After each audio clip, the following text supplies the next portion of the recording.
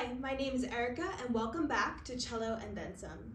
Today we are going to be going over a few songs to get used to playing our open strings and also holding our bow. Now, it is important to be patient when taking the first few steps in learning an instrument because you don't want to get into any bad habits because it will be much easier to learn correctly right now versus having to relearn something later down the road. So to start off, I will be taking my cello, holding it by the neck, laying it across my lap. Now I'm opening my end pin and adjusting it to a height where I can rest the bout of my cello against my breastplate. First things first, take my hands, give my cello a hug. Now we want to be able to move side to side because it means that my cello is centered on my body.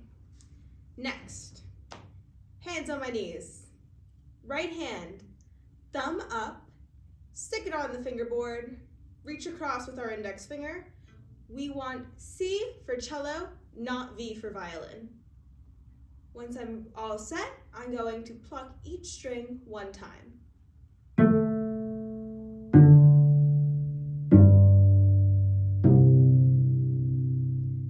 A, D, G, C. A,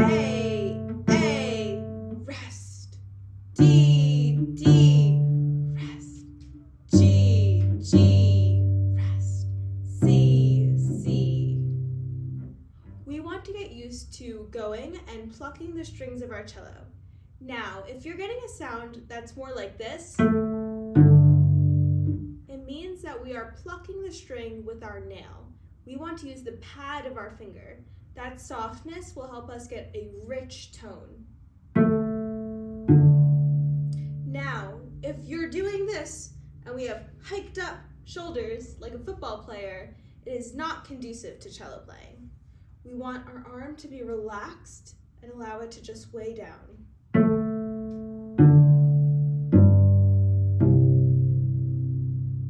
A, D, G, C. Say it with me now. A, D, G, C. Before we go on, I want you to really get comfortable with the names of the notes. Now, we spent a lot of time talking about the cello, but not so much the bow. So I'm going to take my cello and carefully lay it down on its side. Next, I'll grab my bow. Now, when we take our bow out of the case, it should be loose, just like this. When we tighten our bow, we are going to hold the bow in our right hand, take our left hand, and turn the screw to the right. Righty-tighty, lefty-loosey. Now, when it comes to tightening our bow, the magic number is 3, meaning we're going to take the screw and do 3 times to the right until it looks like this. Now, in addition to the magic number 3, the golden rule is that we should be able to roughly fit a regular number 2 pencil through the hair of the bow. So mine is tightened like this. Now, we are going to practice making bow holds.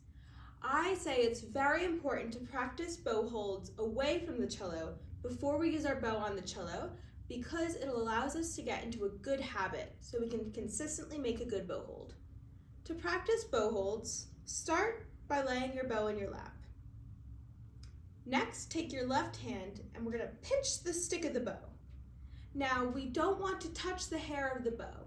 If we touch the hair of the bow, the oils from our skin will transfer to the bow hair and it will make it not sticky. Now, we're going to take our right hand, which is our bow hand, shake it out, raise it, plop it on the stick. Now, see how my fingers kind of cascaded over the stick and they're very loose and relaxed? That's what we want when we hold our bow. Now, I'm just going to make some fine adjustments. The first thing I'm going to do is make sure that my fingertips are not going past what we call the frog. This whole black part is the frog. So if my fan's like this, I don't want it. I'm going to adjust it so My middle and ring finger are just roughly at the edge. Now, in violin land, they put their pinky on the top of the stick, but we don't do that in cello. So our pinky and index finger are also going to cascade over the stick.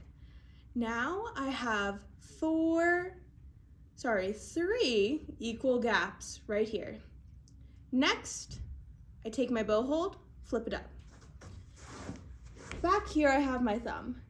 I do have a little grip here to help me hold my bow, but we want to put our thumb right where our frog ends. So my thumb will go there. This is very common where people hitch their thumb up and it's all tight. We want to be able to have a flexible thumb here. Now, our bow hold should look like this. 3 even windows, high ceilings, not collapsed. Open front door and back door.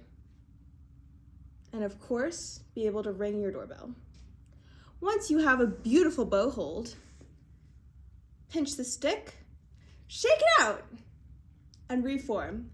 Feel free to rewatch this video as many times as you need in order to form the bow hold. Now, once our bow holds are formed, get used to moving it around. As we move our bow hold around, it gains our confidence in it. If you're noticing you're moving your bow and your bow hand turns into something like this, slow down. Get used to that feeling of holding your bow. Okay. Thank you for watching Cello and Then Some, and I hope to see you next time.